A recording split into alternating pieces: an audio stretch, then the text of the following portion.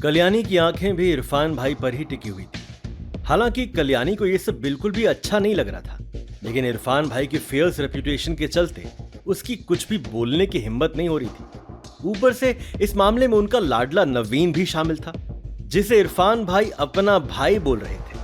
तो ऐसे में कल्याणी बस तमाशा देखने के अलावा और कुछ भी नहीं कर सकती थी। लेकिन अंदर ही अंदर कल्याणी को बहुत रिग्रेट हो रहा था, और उसकी वजह मैम्बो अंकल थे। मैम्बो अंकल की स्कूलिंग सूरत में ही हुई थी, लेकिन उन्होंने अपना कॉलेज और बाकी के सारे कोर्सेज मुंबई में किए थे। मुंबई जाने के बाद भी मैम्बो अंकल को लड़ाई झगड़े और दंगे फसाद करने का शौक चढ़ा था। कल्याणी ने मैम्बो अंकल को इससे दूर रखने की बहुत कोशिश की, लेकिन वो दूर नहीं हो पाए।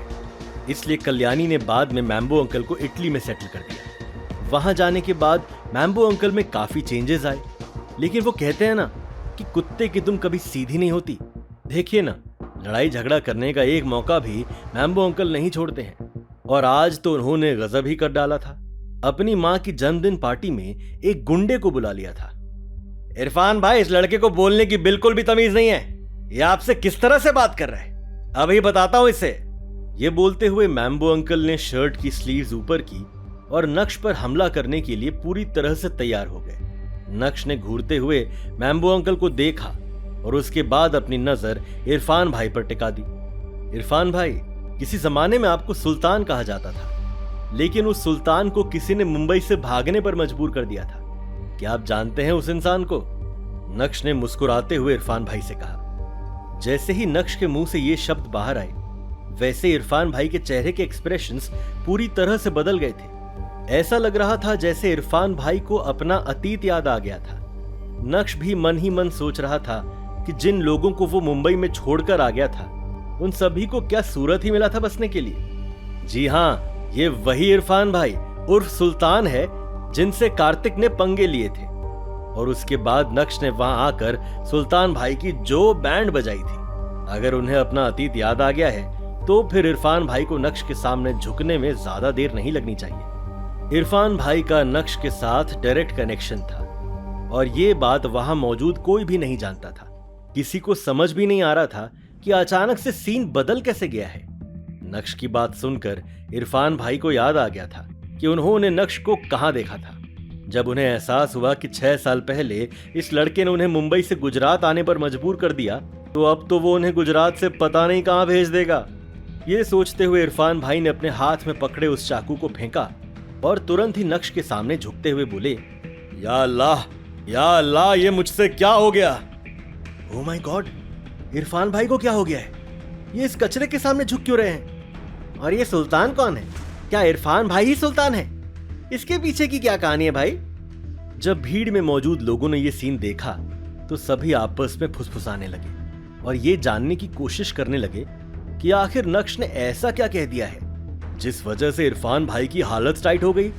सुल्तान की आखिर कौन सी कहानी है? खैर, ये पब्लिक सब कुछ नहीं जानती थी और इन्हें सुल्तान की कहानी पता भी नहीं चलने वाली थी। क्या अब आपको रिग्रेट हो रहा है?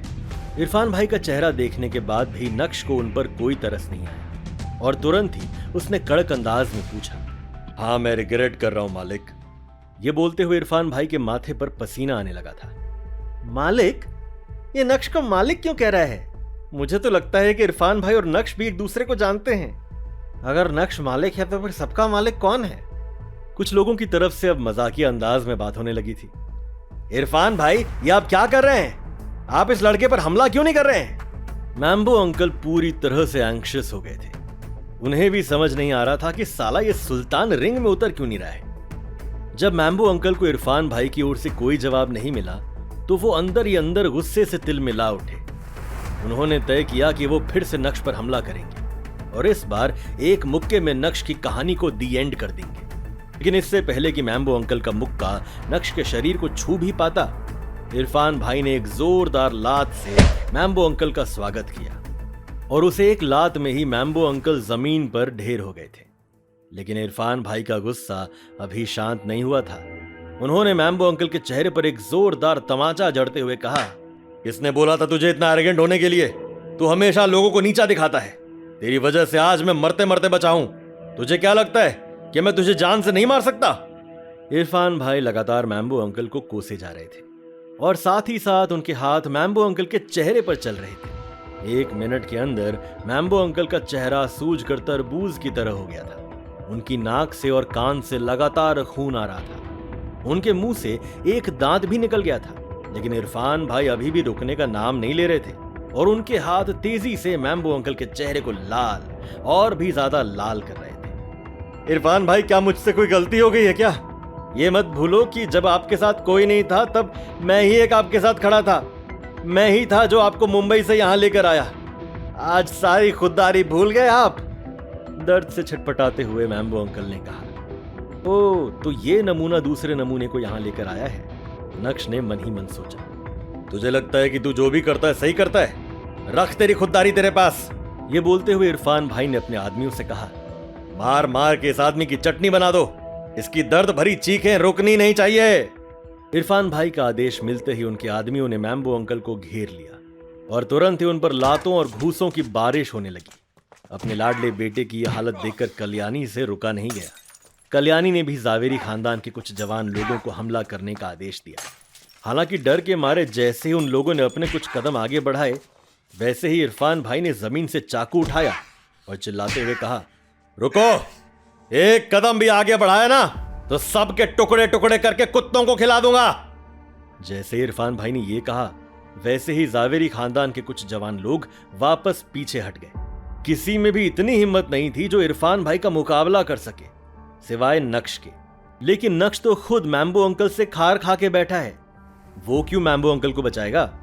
एक तरफ मैम्बो अंकल की कुटाई हो रही थी तो दूसरी तरफ इरफान भाई अब नक्श के सामने खड़े थे। मालिक, मुझे माफ कर दीजिए, मैं अंधा था, उसकी बातों में आ गया।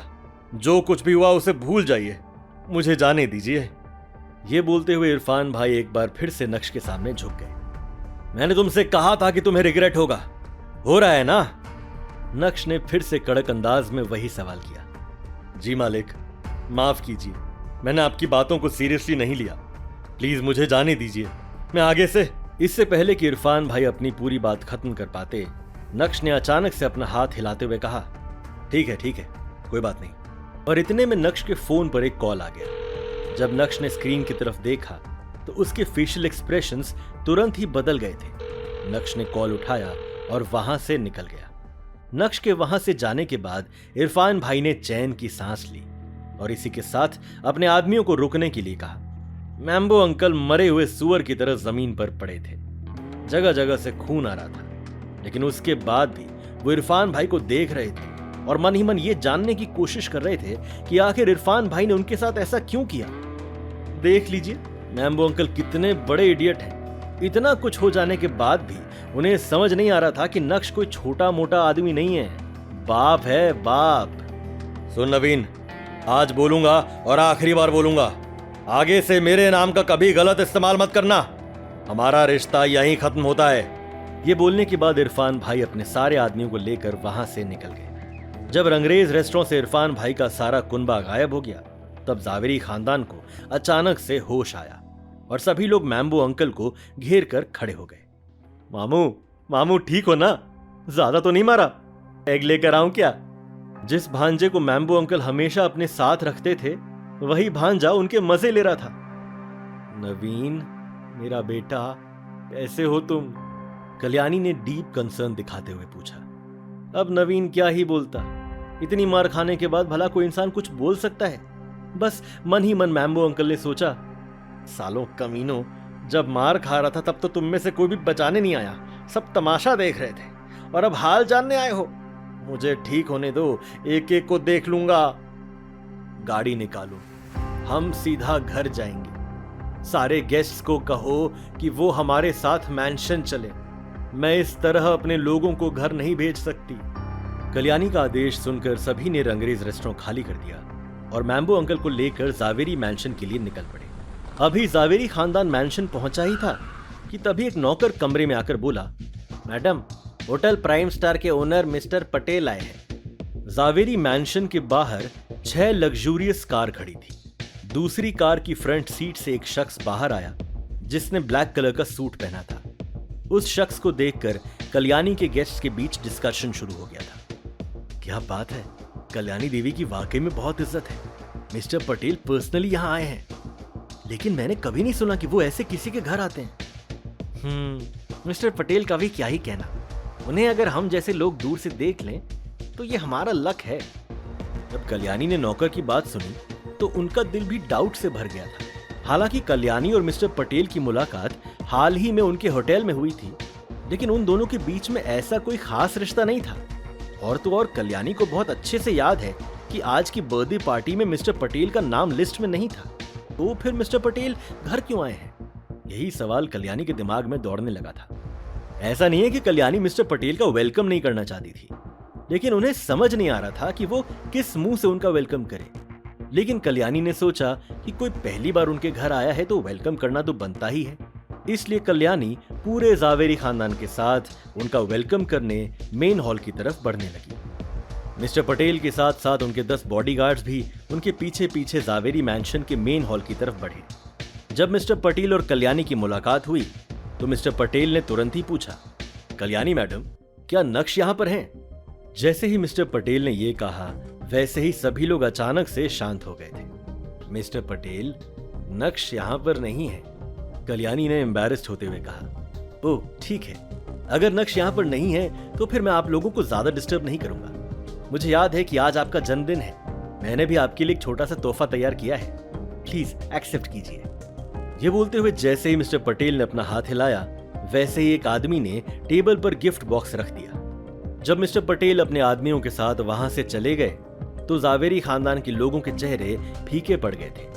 हालांकि उन्हें अच्छे से पता था कि मिस्टर पटेल ने जो भी तोहफा दिया होगा वो बहुत प्राइसलेस होगा, लेकिन ये समय उस तोहफे को लेकर खुशी मनाने का नहीं था, क्योंकि मैम्बो अंकल की हालत खराब थी, जो बिस्तर पर पड़े थे।